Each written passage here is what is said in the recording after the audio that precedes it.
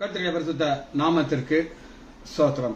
இன்னைக்கு யாக்கோபு 4வது அதிகாரம் 12வது வசனத்தை தியானிக்க இருக்கிறோம். யாக்கோபு 4:12. ஜெபத்தோடு இந்த செய்திக்குள்ளே கடந்து செல்வோம். ஆவியானவரே, அன்பினாவியானவரே, இப்பவாரம் இறங்கி வாரம் எங்கள் மத்தியிலே, எப்பவாரம் இறங்கி வாரம் எங்கள் மத்தியிலே, உளையான சேற்றிலிருந்து தூக்கி எடுத்தவரே, உளையான சேற்றிலிருந்து எமை தூக்கி எடுத்தவரே, பாவம் கழுவி தூய்மையாக்கம் இந்த வேளையிலே, பாவம் கழுவி தூய்மையாக்கம் இந்த வேளையிலே, ஓர உரரவரா உகரிவா ரிகரிகரா பரவரா ஓ ஹரிவரா ஓ வனகசகரா மா கரகர மா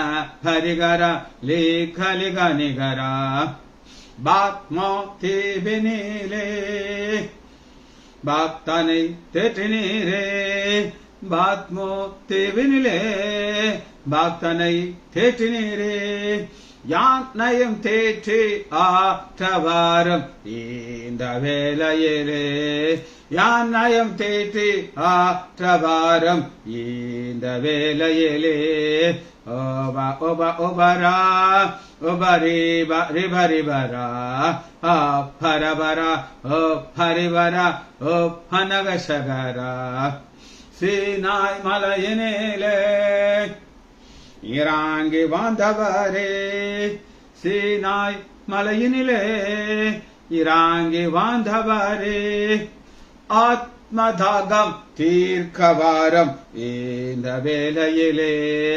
ஆத்மதாகம் தீர்க்கவாரம் இந்த வேளையிலே, ஓரா ஒரு பனரா பக பக பகநகரா லே பரகரா லே கலிகரா லே பனகசகரா, நேசரின் மார்பினிலே இனிதாய் சாய்ந்திடவே, யான் நேசரின் மார்பினிலே இனிதாய் சாய்ந்திடவே, ஏக்கமுற்று விரும்பி வந்தேன் ஓந்தான் பாதத்திலே, ஏக்கமுற்று விரும்பி வந்தேன் ஓந்தான் பாதத்திலே, ஆவியானவரே, ஆவின் ஆவியானவரே, இப்பவாரம் இறங்கி வாரம் யாங்கள் மத்தியிலே, ஆவியின் வரங்களினால் எம்மையும் நிரப்பிடமே, ஆவியின் வரங்களினால் என்னையும் நிரப்பிடமே, எழுந்து ஜொலிக்க யானை ஓட்டம் இந்த வேளையிலே. இயேசுவின் நாமத்தினாலே ஜெபங்கள் பிதாவே, ஆமென். கர்த்தருடைய பரிசுத்த நாமத்திற்கு ஸ்தோத்திரம். Kavitha sister praise the lord, Mariyal praise the lord, Janaki Ammal praise the lord, Leela praise the lord. கர்த்தர் நல்லவர். இன்னைக்கு நம்ம செய்திக்குள்ள போகிறோம். இன்னைக்கு யாக்கோபு 4வது அதிகாரம் 12வது வசனத்தை நம்ம தியானிக்கிறோம். நியாயப்பிரமாணத்தை கட்டளையிட்டவர் ஒருவரே, அவரே ரட்சிக்கவும் அழிக்கவும் வல்லவர், மற்றவர்களை குற்றப்படுத்துவனே நீ யார்? இப்ப யாக்கோபு போதகரை பத்தி பேசிட்டு இருக்காரு. இந்த போதகர்கிட்ட என்ன பிரச்சனை அப்படின்னு கேட்டீங்கன்னா, ஒருத்தர் குற்றப்படுத்திட்டு இருக்காரு. நீ வரியானா நீ வரியவனா. இன்னைக்கு அது நடக்குது இல்ல, நான் சொல்லல. ஒரு ஊழியக்காரர்கள் சொல்லுவாங்க, நாங்க தான் சீயோன் மலைக்கு போவோம். 2 பெந்தேகோஸ்து சபை இருக்குது. 2 பெந்தேகோஸ்து சபை. ஒரு பெந்தேகோஸ்து சபை மதுரை மல்லாங்கன ரோட்ல இருக்கு. அவங்க எல்லாருக்கும் தெரியும். அவங்க திருமணம் செய்ய மாட்டாங்க. சரியா? திருமணம் செய்ய மாட்டாங்க. கல்யாணம் கட்டினா பரலோகம் போக முடியாது, ஏன்னா நாங்க தான் கற்புள்ள ஸ்திரீகள் அப்படின்னு சொல்லிட்டு இருப்பாங்க. இன்னொரு பெந்தேகோஸ்து இருக்காங்க, அது தி பெந்தேகோஸ்து. அவங்க கல்யாணம் கட்டுவாங்க, பிள்ளை வருவாங்க, எல்லாம் செய்வாங்க. இந்த கல்யாணம் கட்டாத பெந்தேகோஸ்து இவங்கள பார்த்தோன்னா ட்ரூ அப்படின்றாங்க. ஒரு தடவை ஒரு பாஸ்டர் எனக்கு ரொம்ப நெருக்கமானவர், என்னோட ரொம்ப நெருங்கியே இருப்பார். எப்பயும் அடிக்கடி ஒருவர் என்னை பார்க்க வர்றதுக்கு. அவர் ஜெபம் பண்ணும்போது ஒரு வார்த்தையை சொல்லாம, கர்த்தருக்கு பயப்படுறது ஒருவர் கவனித்து கேட்குறீங்க, நாங்கள் உங்களுக்கு பயந்து இப்படிதான் அவருடைய அது பிக்சர் அதெல்லாம் ஜெபம் மறித்து பரலோகத்தில் இருக்கார். அன்னைக்கு ஒரு நாள் அவர் சொல்றாரு, அவர் வாசல்ல நின்றுட்டு இருக்காராம்.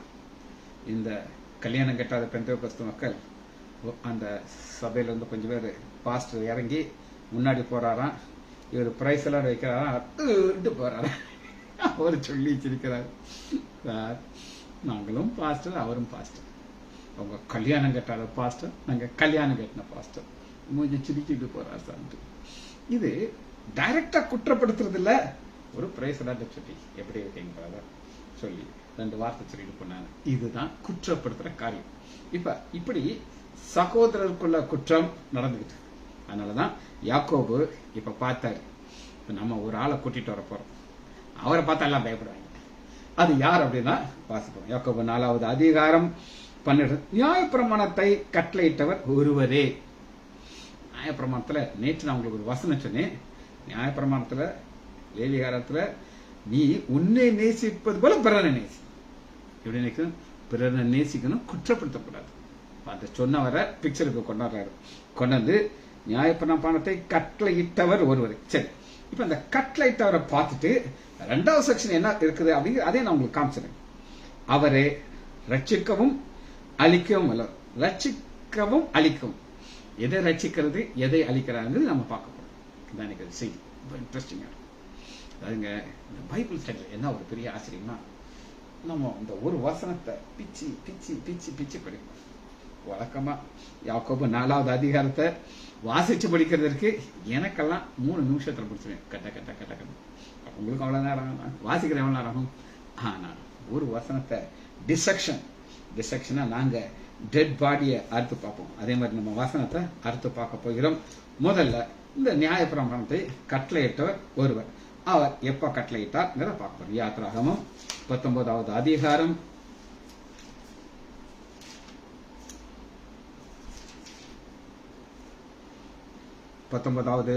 அதிகாரம் 11வது வசனத்துல பார்க்கிறோம். சீனாய் மலை மேல் இறங்கி வா. இதனுடைய பேக்ரவுண்ட் அப்படின்னு சொல்லி அப்பதான் புரியும். இப்ப ஆல்கஹாலிக் அப்படின்னு இருக்காங்க பாத்துக்கீங்க. ஆல்கஹாலிக்னா அவங்களால சாராயம் குடிக்காம இருக்க முடியாது, சாராயம் குடிச்சுக்கிட்டே இருப்பாங்க, என்னன்னாலும் குடிப்பாங்க. அதே மாதிரி நாங்கெல்லாம் ஒர்க்கஹாலிக், வேலை பார்த்துக்கிட்டே இருக்கோம். இப்ப 4 நாள் 3 நாள் கொடைக்கானல் போனேன். நேற்று காலையில ஓபியில நான் உட்கார்ந்தேன். 1:30 மணி வரை எனக்கு பேஷண்ட் வந்துகிட்டே இருக்கேன். நான் ஹாப்பியா பார்ப்பேன். 3 நாள் நல்லா ரெஸ்ட் எடுத்து பாடியில எனர்ஜி எல்லாம் ஏத்திட்டு வந்தாச்சா பார்த்து பார்த்து பார்த்து பார்த்து அப்படி சந்தோஷமா பார்ப்பேன். நாங்க இப்பதான் எங்களுக்கு இந்த கொடைக்கானல் திருவனந்தபுரத்தெல்லாம் ரெஸ்ட் பிளேஸ் இருக்குது. முன்னாடி எதுவுமே கிடையாது. 365 நாள் நாங்க வேலை பார்ப்போம், லீவ் எடுக்க மாட்டோம். இந்த லீலாக்கு ரொம்ப சோகமா இருக்கும், கண்ணீர் விட்டு அழுவா. பெரிய டாக்டர் இருக்கும்போது பொங்கல் சட்டி பொங்கலுக்கு 3 நாள் ஆத்திரி போட்டிடுவார். இப்படி எங்க அப்பா லீவ் எடுத்துட்டு போயிடுவார், அவருக்கு ஒரு பிரேக் வரும். ஆனா நாங்க ஒருத்தன் போனா இன்னொருத்தன் போறது கிடையாது. அப்ப இந்த ஸ்டாஃபுக்கு பயங்கர பிரச்சனை. அவங்க எங்களை பார்க்கும்போது ஆல்கஹாலிக்ல ஒர்க்கஹாலிக். அது மாதிரி இந்த இஸ்ரேல் மக்கள் 400 வருஷமா அடிமையா இருந்து அவங்க வேலை பார்த்து வேலை பார்த்து வேலை பார்த்து 365 நாள் வேலை பார்க்கணும் சாகர வர. இப்ப இந்த நேரத்துல இந்த மக்களை வெளியில கொண்டுறது சொல்றாரு, நான் உங்களுடைய கடவுள் அப்படின்னு சொல்லிட்டு 20வது வசனத்துல இருந்து தன்னை வெளிப்படுத்துறதுக்கு முன்னாடி கட்டளை வெளிப்படுத்துறாரு. அது தன்னை வெளிப்படுத்துறது. வாசிப்போமா? 16வது வசனம் யாத்திராகமம் 19:16. இதுதான் the law giver. கிவர்னா இதெல்லாம். 3ஆம் நாள் விடிய காலத்திலே இடிமுழக்கங்களும் மின்னல்களும் மலையின் மேல் கார் மேகமும் மகா பலத்த எக்கால சத்தம் உண்டாயிற்று. இது ஒரு பாஸ்டர் எப்படி வழக்கமா எனக்கு சொல்லிக் கொடுத்தா. எனக்கு அவர் கேசட்ல பண்ற எனக்கு ஸ்பெசிஃபிக். ஒரு மணவாளன் கல்யாண வீட்டுல அப்படி வரும் பொழுது என்னெல்லாம் இருக்குமோ அத்தனை இங்க இருக்கு. நீங்க கல்யாண வீட்டு போயிருப்பீங்க. கல்யாண வீட்டுல மாப்பிள்ள வர்றாரு.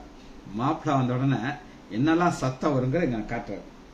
முதல்ல இடி முழக்கம், வேட்டு, டாம் டாம் டாம் டாம் டாம். எங்க வீட்டு பக்கத்துல ஒரு கல்யாண மண்டபம் இருக்கு. அப்போஸ் நான் எங்க கதவெல்லாம் பூட்டியாச்சுன்னா அதெல்லாம் சவுண்ட் ப்ரூஃப், சத்தமே உள்ள வராது. Glass, soundproof glass. ஆனா பக்கத்துல இருக்கலாம் தூங்க முடியாது. அப்ப மணவாளனாகிய பிதாவாகிய தேவன் அவருடைய மணவாட்டியை பார்க்கறதுக்கு இறங்கி வரும்போது அதே சவுண்ட் வருவார். இடி முழக்கம், மின்னல், கிராக்கர்ஸ். இப்ப பாத்தீங்கன்னா மேல போகுது இடி முழக்கத்தோட சவுண்ட், லைட் டாம் டாம் டாம் டாம் வருது. மலைகள் மேல் கார் மேகமும் பலத்த எக்கால சத்தமும் உண்டாச்சு. எக்கால சத்தங்கிறது அப்படியே வருகையை குறிக்கிற ஒரு வார்த்தை. சரி, அதுல 20வது வசனத்துல நீங்க பார்க்கலாம், கர்த்தர், இதான் லா கிவர், இவர் தான் பார்க்கிறோம். கர்த்தர் சீனாய் மலையில் உள்ள கொடுமுடியின் மேல் இறங்கின பொழுது கர்த்தர் மோசேயை மேலே கொடுமுடியில வரவழைத்தார். மோசே ஏறி போனார். ஏறி போய் சொல்றாரு, எவனும் உள்ள வந்துடக்கூடாது, வந்தாலும் செத்து போயிருவீங்கன்றார். அடுத்து அந்த லா கிவர் 20வது வசனத்துல ஏறி போகிறார். 24வது வசனத்தை பாருங்க.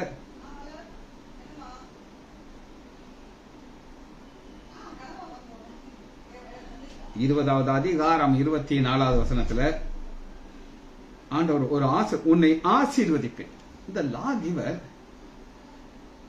எஸ், இந்த லா கிவர் ஆசீர்வதிக்கிறார். இவரால் மாத்திரம் ஆசீர்வதிக்க, எல்லாராலையும் ஆசீர்வதிக்க முடியாது. பிதாவாக்கிய தேவன் உங்க மேல ஒரு ஆசீர்வாதத்தை கொடுக்கணும்னு நினைச்சிட்டாருன்னா மழை அடிச்சு ஊத்திடும். ஆனா இவங்களுக்கு என்ன பிரச்சனைனா 20வது அதிகாரம் 18வது வசனம், ஜனங்கள் எல்லாரும் இடி முழக்கத்தையும் மின்னலையும் எக்காசத்தையும் மலைப்பந்து கண்டார்கள்.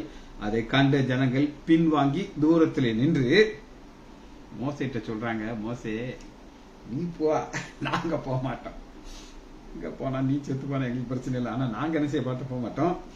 மோசே ஜனங்களை நோக்கி பயப்படாதீர்கள், உங்களை சோதிப்பதற்காகவும். யாத்ராகமம் 20வது அதிகாரம் 21வது வசனம், நீங்கள் பாவம் செய்யாதபடிக்கு தம்மை பற்றும் பயம் உங்கள் முகத்திற்கு முன்பாக இருக்கும், கர்த்தர் எழுந்தருளினார் என்றார்.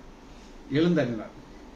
இப்ப நீங்க J.M. ஸ்டாலின் நீங்க கேட்டீங்கன்னா, செக்கிங் இன்ஸ்பெக்டர் அப்படின்னு ஒருத்தவங்க வருவாங்க. எப்ப வருவாங்கன்னு சொல்லுவாங்களா? சொல்லலாம் மாட்டாங்க. ஒரு ஓரத்துல நின்றுட்டு இருப்பாங்க. நான் பார்த்திருக்கேன். அவங்க ட்ரெஸ் கொஞ்சம் வேற மாதிரி இருக்கும், இந்த மாதிரி இருக்காது. அவளை பார்த்த உடனே ஸ்டாலின் பிரேக் போட்டுருவார். சிக்கல் அவருக்கு கிடையாது, உள்ள இருக்கிற கண்டக்டருக்கு. கண்டக்டர் குல்மால் பண்ணார்னா பிடிச்சுக்குவாங்க. இப்ப ஆண்டவர் இப்ப நீ என் பிள்ளைகளாக நான் உன்னை மாத்திட்டேன். நீ அடிமையா இருந்த, இப்ப நான் லா கிவர், என்னுடைய சட்டத்தை நான் கொடுத்துட்டேன். அதுல முக்கியமான ஒரு சட்டம் என்ன அப்படின்னு கேட்டீங்கன்னா 16 இது அவருக்கு கீழே வச்சுக்கிட்டாங்க. கர்த்தர் 6 நாளைக்குள்ளே வானத்தையும் பூமியும் சமுத்திரத்தையும் எல்லாத்தையும் உண்டாக்கினார். 7ஆம் நாள் ஓய்ந்திருந்தார். ஆகையால் கர்த்தர் ஓய்வு நாளை ஆசீர்வதித்து அதை பரிசுத்தமாக்கினார். ஆசீர்வதித்து பரிசுத்தமாக்குறார் அப்படின்னு மற்ற நாள் கெட்டவா, அந்த நாள் நம்ம ஆண்டவருக்காக நம்மளை செட் அப்பார்ட் பிரித்து. இந்த 7ஆம் நாள் மக்களை பத்தி நான் பேச போறது கிடையாது, நம்மளை பத்தி தான் பேச போறோம்.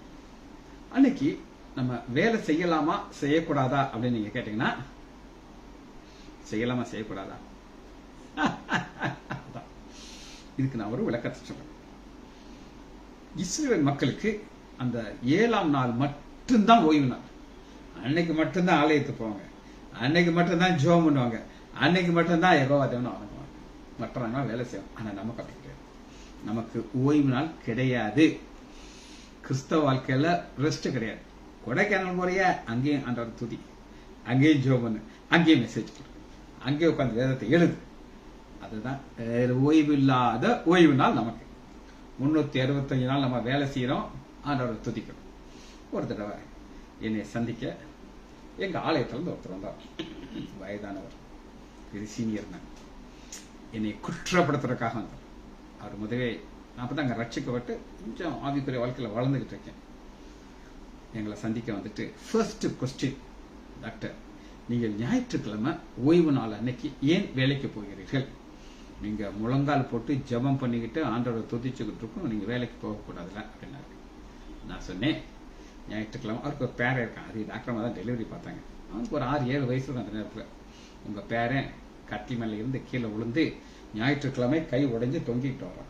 வாங்கிட்டு ஆடிட்டு அதான் வீல் கட்டிட்டு இருக்கான். நான் அவருக்கு ஒரு வணக்கம் வச்சு, பிரைஸ் தி லார்ட் பிரதர், இன்னைக்கு ஓய்வு நாள், நான் மாவு போடக்கூடாது, தொங்குற மாணிக்க வச்சிருங்க, திங்கட்கிழமை வாங்க மாவு போட்டா நீங்க ஒத்துக்கொள்வீங்களான்னாரு. வாயவே திறக்க மாட்டேங்குது. ஏன்னா பேரை பார்த்தீங்களா. அடுத்து சொன்னேன், உங்களுக்கு ஏற்கனவே 2 அட்டாக் வந்திருக்கு, அன்னைக்கு நீங்க டாக்டர்கிட்ட பார்த்தீங்க, 3வது அட்டாக் வருது ஞாயிற்றுக்கிழமை. நீங்க வீட்டிலேயே இருந்து தோத்திரம் தோத்திரம் தோத்திரம் தோத்திரம் சொல்லிட்டு இருப்பீங்களா, ஆஸ்பத்திரிங்களான்னு கேட்டேன். வாயை பொத்திக்கிட்டாரு. அப்ப மற்றவர்கள் நம்மளை குற்றப்படுத்துவாங்க. ஜே.எம். ஸ்டாலின் இருக்கார், அவர் இன்னைக்கு யாருமே அவர் போன்லாம் சுவிட்ச் ஆஃப் பண்ணிடுவாங்க நான் நினைக்கிறேன். அவர் ஏன்னா திடீர்னு எமர்ஜென்சி நான் கூப்பிடுவாங்க, அவ்வளோ விதத்தில் போக மாட்டாங்க இதெல்லாம். புரியுது அவங்களுக்கு. மற்றபடி நம்மெல்லாம் இதுதான் நமக்கு அவங்களுக்கு ஒரு வித்தியாசம். சரி, இதை நீங்க புரிந்து கொள்ளணும். இந்த சவுண்டு எல்லாமே பரலோகத்திலையும் கேட்கும். இப்ப நீங்க ஆண்டவர் வர்றதை நீங்க காமிச்சவங்களுக்கு சேம் வே வெளிப்படுத்துது. 16வது அதிகாரம் வெளிப்படுத்துதல் 16வது அதிகாரம் 17வது வசனம். 7ஆம் தூதன் அப்பொழுது பரலோகத்திலே ஆலயத்தின் சிங்காசனத்திலிருந்து ஆயிற்று என்கிறது. சிங்காசனத்தில் ஆயிற்றுங்கிறது பிதாவாகிய தேவனுடைய சத்தம். இது அதே நேரத்தில் அதே வருங்க சத்தங்களும் இடிமுழக்கம் மின்னல் உண்டாயிற்று, பூமி மிகவும் அதிர்ந்தது. அப்ப பரலோகத்தில் போனாலும் இதே ஒரு கான்செப்டை நீங்க பார்க்கலாம், அதை நீங்க மாற்ற முடியாது. சரி, இப்ப இந்த லா கிவரை குறித்து ஏசாயா என்ன சொல்லுகிறான்னு பார்ப்போம். லா கிவர் அவர் ஏசாயா 33வது அதிகாரம் 22வது வசனம். இதுதான் லா கிவர். கர்த்தர் நம்முடைய நியாயாதிபதி. யாக்கோபு அந்த முந்தின வசனத்துல என்ன அருமையாக சொல்றார் அப்படின்னு நீங்க கேட்டீங்கன்னா, நீங்க அதை எவ்வளவு தியானிச்சீங்கன்னு எனக்கு தெரியாது. 16 வசனம், நீ சகோதரனுக்கு விரோதமா பேசி குற்றப்படுத்தினா கடைசி வாங்க 4:11 அதற்கு நியாயாதிபதியா இருப்பாய், நீ ஜட்ஜ்மெண்ட் சீட்ல போய் நீ உட்கார்ந்துருவ. ஆனா இப்ப உண்மையான ஜட்ஜை நான் காட்டுறேன். லா கிவர். இந்த லா கிவரை ஏசாயா 33வது அதிகாரம் 22 வசனம், கர்த்தர் நம்முடைய நியாயாதிபதி, கர்த்தர் நம்முடைய நியாய பிரமாகர், கர்த்தர் நம்முடைய ராஜா, அவர் நம்மை ரட்சிப்பார். இது அவருடைய பவரை காட்டும். இப்போ ஒரு விசிட்டிங் கார்டில் நீங்க பாத்தீங்கன்னா, விசிட்டிங் கார்டில் அவருடைய பவர் என்னெல்லாம் படிச்சிருக்காங்கன்னு கொடுப்பாங்க. ஆனா அது பிரயோஜனம் கிடையாது. சரி, இப்ப நம்ம அடுத்த செக்ஷனுக்கு போக போயிடும். அது என்னன்னு கேட்டீங்கன்னா, யாக்கோபு 4வது அதிகாரம் நியாயப்பிரமாணத்தை கட்டளையிட்டவர் அவரே ரட்சிக்கவும் அழிக்கவும். எதை அழிக்கிறதுக்கு உங்களை அழிக்கிறது கிடையாது, அந்த நியாயப்பிரமாணத்தை அழிக்கிறவர் அவர் தான். அவர் எப்படி அதை அழிக்கிறார் அப்படின்னு நான் காட்டுறேன். எடுத்துக்கொள்ளுமா, இது ஒரு ஆழமான ஸ்டடி, நம்ம பல முறை தியானிச்சதான், இது எதுவுமே புதுசு கிடையாது உங்களுக்கு. இந்த லா கிவர் நியாயாதிபதி நீங்க எப்படி பார்க்கலாம் அப்படின்னு கேட்டீங்கன்னா,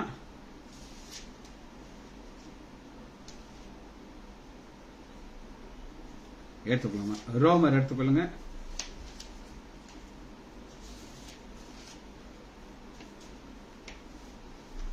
ரோமர் 8வது அதிகாரம்.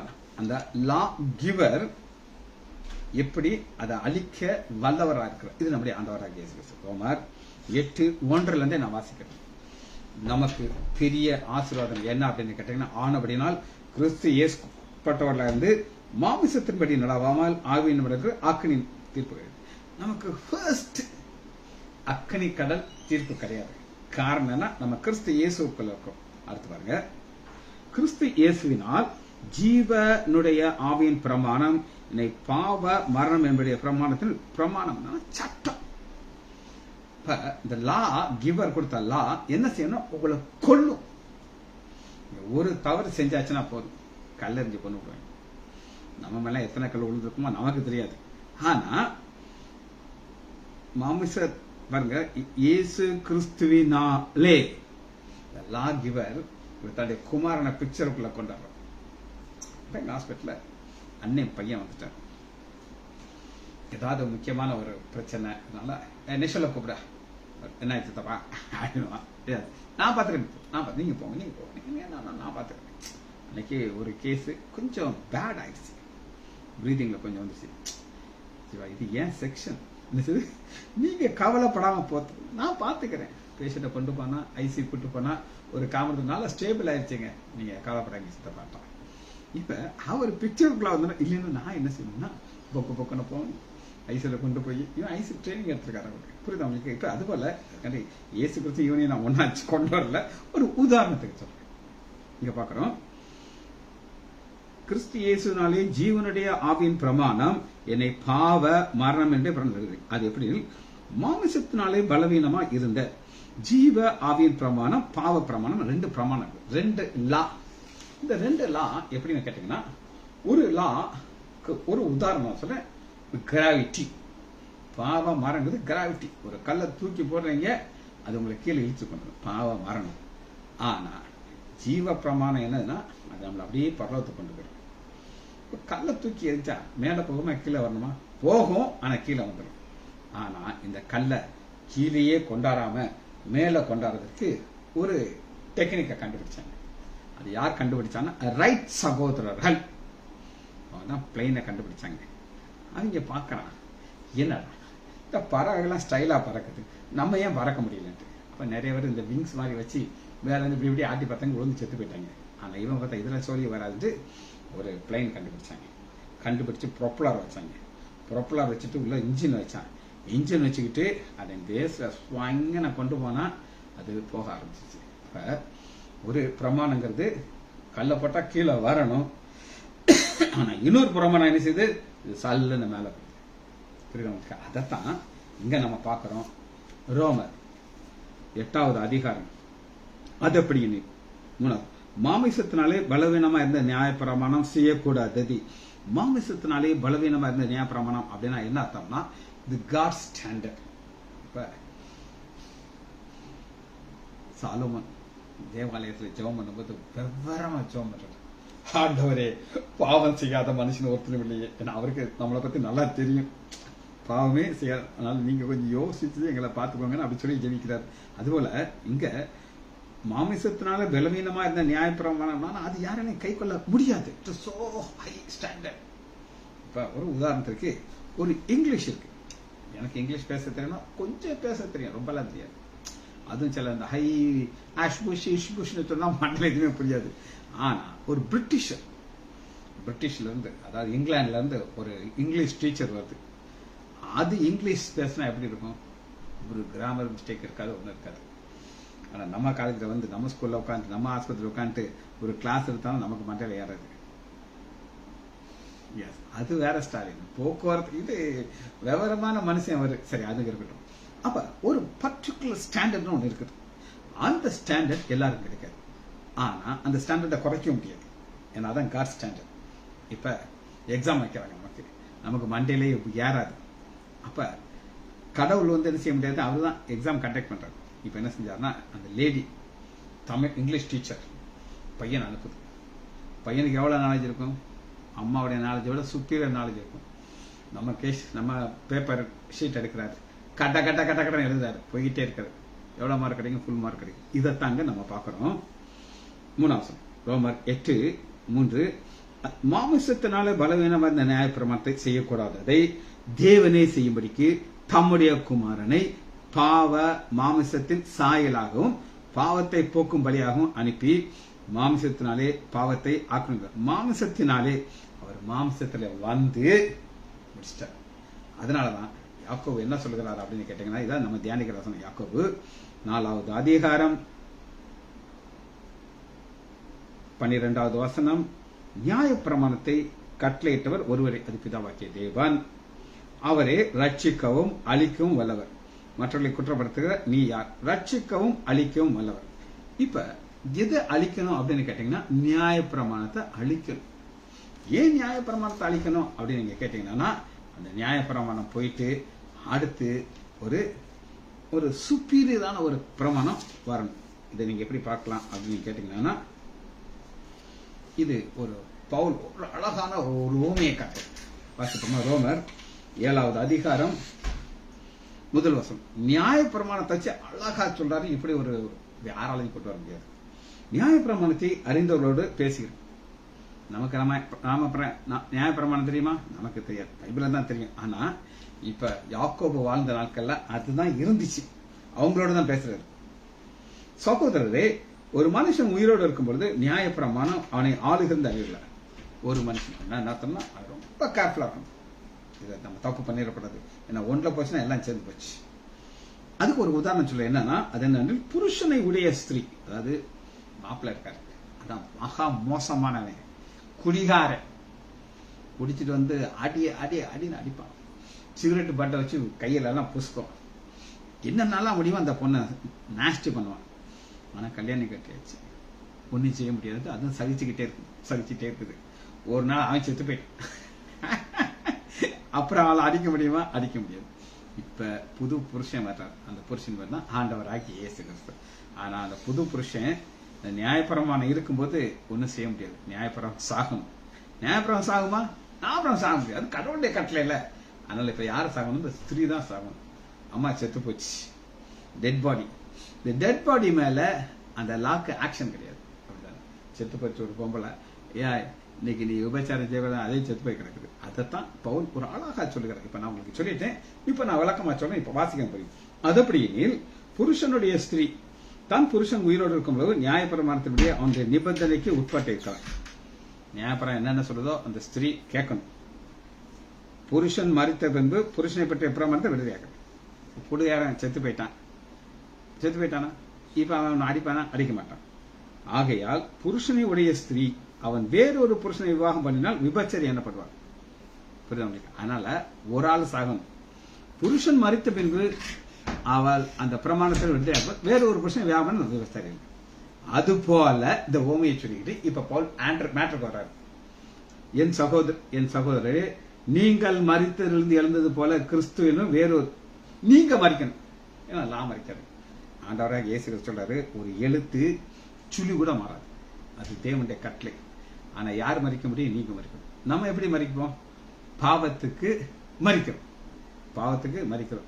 அதனால பிரமாணத்தில் விடுதலை வேறு. அதுபோல என் சகோதரரே, ரோமர் 7வது அதிகாரம் 4வது வசனம், ரோமர் 7:4 மிக அழகாக ஒரு நியாய பிரமாணத்தையும் ஒரு ஸ்திரீ நம்மளே அருமையான ஒரு காரியம். விபச்சாரி வந்துடும் பேரு, 2 புருஷன் இருக்கக்கூடாது. எனக்கு நியாயப்பிரமாணம் நான் வச்சுக்கிடுவேன், இவங்க அதான் செய்யறாங்க. நியாயப்பிரமாணம் வச்சுக்கிறாங்க. அதனால இங்க நம்ம பார்க்கணும், ரோமர் 7வது அதிகாரம் 4வது வசனம், அதுபோல என் சகோதரர் நீங்கள் மரித்தொழுந்து எழுந்து கிறிஸ்து என்னும் வேறொரு கிறிஸ்து தான் என்னுடைய புருஷன். இப்ப நியாயப்பிரமாணம் மேல ஆக்ட் பண்ணாது. பழைய மனுஷன் செத்து போயிட்டான். இப்ப நீங்க பாக்குற புது சிருஷ்டி. புரியுதா உங்களுக்கு? ஒரு அருமையான கதை. இதைத்தான் பவுல் யாக்கோபு சொல்றார். எப்படி சொல்றாரு அப்படின்னு கேட்டீங்கன்னா, 4வது அதிகாரம் 12வது வசனம், நியாயப்பிரமாணத்தை கட்டளையிட்ட ஒருவரே, அது பிதாவாகிய தேவன், அவரே ரட்சிக்கும் அழிக்கும் அல்ல. இப்ப நியாயப்பிரமாணத்தை அழிக்கும், இது கொஞ்சம் கஷ்டமான காரியம். இது என்ன நான் சொன்னேன், அருமையான விளக்கத்தை நம்ம பார்க்க வரோம். இது இப்ப யார் சாக போறா சொல்லுங்க? நியாயப்பிரமாணம் சாக போகிறது. கொலோசியர் 2வது அதிகாரம் 13 நான் உங்களுக்கு, உங்கள் பாவங்களையும் உங்கள் மாமிச விருத்த சேதமெல்லாமையும் மற்றவர்களை உயிர்ப்பித்து அக்கிரமங்களை மன்னிச்சுட்டு 14 நமக்கு எதிரியாகவும் கட்டளையாகவும் நமக்கு விரோதமாக இருந்த கையெழுத்தை குலைத்து அதை நடுவில் வரதாபடி சிலுவையின் மேல் ஆணியது. இப்ப நியாயப்பிரமாணம் பிதாவாகியதை எனக்கு கொடுத்துட்டார். அது என்ன சொல்லுது அப்படின்னு கேட்டோம்னா, பாவம் செய்கிற ஆத்மா சாகும். நான் எத்தனை நாள் செத்துருக்கணும் சொல்லுங்க? என்னை மாதிரி துணிகரமான பாவியோ உலகத்திலே பார்க்க முடியாது. இப்ப நான் எத்தனை நாள் செத்துருக்கணும்? ஆனா என்ன நடக்குது அப்படின்னு கேட்டீங்கன்னா, நடுவுல ஒரு காரியம் வந்துச்சு, அது சிலுவை. இதே நேரத்துல இன்னொரு சட்டம் வந்துருச்சு. அது என்ன சட்டம்னா, இயேசு கிறிஸ்துவின் ரத்தம் சகல பாவத்தையும் நீக்க வல்லது.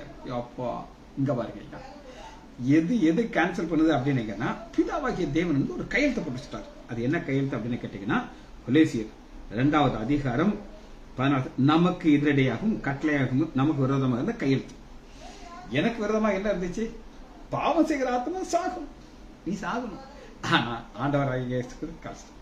இதை புரியுறதுக்கு ஒரு கதை சொல்றேன். ரொம்ப அருமையான கதை. இதை நீங்க கேட்டீங்கன்னா இந்த வசனம் புரியும். நான் ஒரு டாக்டர், அவங்க எல்லாருக்கும் தெரியும். ஓபியில ஒருத்தனே ரொம்ப டார்ச்சர் பண்ணிட்டான்னு வச்சுக்கோங்களேன். அங்க சர்ஜரி பண்ற நைஃப் வச்சு குத்திட்டான், நச்சுட்டு ஏப்பாடா அது குத்து கழுத்தை வெட்டிட்டு அது குப்பு போன ரத்தம் வந்து செத்து போயிட்டான். எல்லாரும் முன்னாடியும் துணிகரமா ஒருத்தனை கொலை பண்ணிட்டு உடனே மீடியா எல்லாம் அப்படி குந்திரிச்சுட்டாங்க. ஓ, உயிரை காப்பாற்ற வேண்டிய டாக்டர் கொன்னுபிட்டான் அப்படின்னு சொல்லி. இப்ப கீழ்கோட்டில் எனக்கு தூக்கு தண்டனை போட்டாச்சு. உயிர் இப்படி மக்களுக்கு தானுங்களா அப்படியே படத்தெல்லாம் போட்டு ஆக்ஷன்ல காமிச்சு நம்மளை உலதி போட்டு தூக்குட்டாங்க. இப்ப அடுத்து எங்க போனோம்? லோ கோர்ட்ல இருந்து ஹைகோர்ட். ஹைகோர்ட்லயும் இன்னும் பயங்கரமா இவனை தூக்கு தான், வேற சான்ஸே கிடையாது. அடுத்து சுப்ரீம் கோர்ட், அங்கேயும் இதே ஜட்ஜ்மெண்ட் தான், மாற்றவே முடியல. இப்ப கடைசியா ஒரு சான்ஸ் இருக்கு. அது என்ன அப்படின்னு கேட்டீங்கன்னா, ஜனாதிபதி மனு கொடுக்குறாங்க எல்லாரும். அப்ப ஜனாதிபதி அங்க இருந்து கொஞ்சம் ஆள் அனுப்புறாரு. டாக்டர் கொள்ள வாங்கலாம், அநியாயத்துக்கு எல்லாம் பட்டாவல்ல கொண்டிருக்கானே, என்ன மனுஷனா அப்படின்னு சொல்லி. அப்ப என்கொயரி நடக்குது. அப்ப ஒருத்தரா போய் கேட்கறாங்க, இவர் யாரு? இவர் சர்ச்சில் தான் மெசேஜ் கொடுப்பாரு. அப்படியா, சர்ச்சில் மெசேஜ் கொடுக்குறாரு? ஆமா, யூடியூப்ல அப்லோட் பண்றாரு. ஆனா அந்த நேரத்தில் அவருக்கு ஒரு கோபம் வந்து வெட்டிட்டாரு. மற்றபடி நல்ல மனுஷன் அப்படின்னு சொல்லி. இந்த நியூஸ் யாருக்கு போட்டு சொல்லுங்க? ஜனாதிபதி போட்டு. ஜனாதிபதி ஸ்டடி பண்ணி பாக்குறாரு. என்ன ரெக்கார்ட் ஃபுல்லா கிளியரா இருக்கு. கோபத்துல செஞ்சிருக்கான், ஒரு எமோஷன் இல்ல. அதனால நான் என்ன செய்யறேன், இந்த supreme court, high court, low court எல்லா ஆர்டரையும் நான் கேன்சல் பண்ணி இவருக்கு 5 வருஷம் தண்டனை போ அப்படின்ட்டு. இப்ப பாருங்க, இதுதான் நடக்குது. பாருங்க, கையெழுத்தை குலைத்து. இப்ப லோ கோர்ட்ல இருக்கிற ஜட்ஜ், ஹை கோர்ட்ல இருக்கிற ஜட்ஜ், இவங்கெல்லாம் ஜட்ஜி லா படிச்சு லா படி எனக்கு தண்டனை கொடுத்துருக்காங்க. இவன் சாதனையா, உயிரோட இருக்கக்கூடாது. ஆனா எதுவுமே படிக்காது. இன்னைக்கு ஒரு அம்மா இருக்காங்க, ஜட்ஜ், ஜனாதிபதி அம்மா. அவங்க என்ன படிச்சிருக்காங்க சொல்லுங்க? லாவை படிக்கல.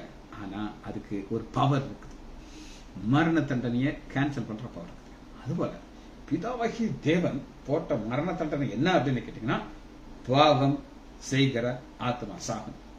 ஆனா இயேசு கிறிஸ்துவின் ரத்தம் சகல பாவத்தையும் நீக்கி அழிச்சிருச்சு. இதை நீங்க புரிஞ்சுக்கிட்டா தான் வசனத்துக்காக வாசிட்டு நம்ம திரும்ப அடுத்த முடிக்க போறோம். 15 வசனத்து கொலைசை 2:15, துரைத்தனங்களையும் அதிகாரங்களையும் உரிந்து கொண்டு வெளியரங்கமான கோலமாகி அவன் சிலுவையிலே வெற்றி தந்தார். இயேசு மரித்து உயிரோடு எழுந்திருக்கிறார். திரௌபதி முர்மா, ஸ்டாலின், நமக்கு இதெல்லாம் ஞாபகம். இதுக்கு தான் ஸ்டாலின் வேணும். திரௌபதி முர்மா அவர்கள். Very good. சரி, இப்ப நம்ம அந்த வசனத்தை வாசிச்சு இதை முடிக்க போகிறோம். எப்படி முடிக்க போறோம் அப்படின்னு நீங்க கேட்டீங்கன்னா எடுத்துக்கொள்ளுமா? யாக்கோபு 4வது அதிகாரம் 12. நியாயப்பிரமாணத்தை கட்டளையிட்டு ஒருவர், பிதாவாகிய தேவன் கட்டளை எடுக்கிறாரு. அது நியாயப்பிரமாணத்தை அவருடைய ஸ்டாண்டர்ட் கட்டளையிட்டு ஒருவர், அவரை ரட்சிக்கவும். ரட்சிக்கிறது யாரு? இயேசு கிறிஸ்து. இயேசு கிறிஸ்து தன்னுடைய ரத்தத்தை சிந்துறாரு, சிலுவையில் இருக்கிறத கேன்சல் பண்றாரு. வல்லவர், மற்றவர்களை குற்றப்படுத்துறதுக்கு நீ யார்? அவர் தான் எல்லாத்துக்கும் பவர். ஜெபிச்சு முடிப்போமா? மகா இரக்கமும் கிருபையுமுள்ள பிதாவே, துதிக்கிறோம் ஐயா. நன்றியில் ஒரு தேவத்தோடு திரு சமூகம் ஆயிரும் ஐயா. எத்தனை நன்மைகள் ஐயா, எத்தனை கிருபைகள் ஐயா. நீர் இன்னில் அடங்காத ஆசிரத்தை எங்களுக்கு தந்திருக்கிறீர் ஐயா. எங்களுக்காக எங்களுக்கு ஆக்கினி தீர்ப்பு கிடையாது. எங்களுக்கு மரித்த எங்கள் ஆண்டவராகிய இயேசு கிறிஸ்து சிலுவை வெற்றி சிறந்ததுக்காக நன்றி. பிள்ளைகள் ஒவ்வொருவரையும் என் ஆண்டவராகிய இயேசு கிறிஸ்துவின் நாமத்தினாலே ஆசீர்வதிக்கிறேன். இயேசுவின் நாமத்தினாலே ஜெபங்கள் பிதாவே. ஆமேன், ஆமேன், ஆமேன்.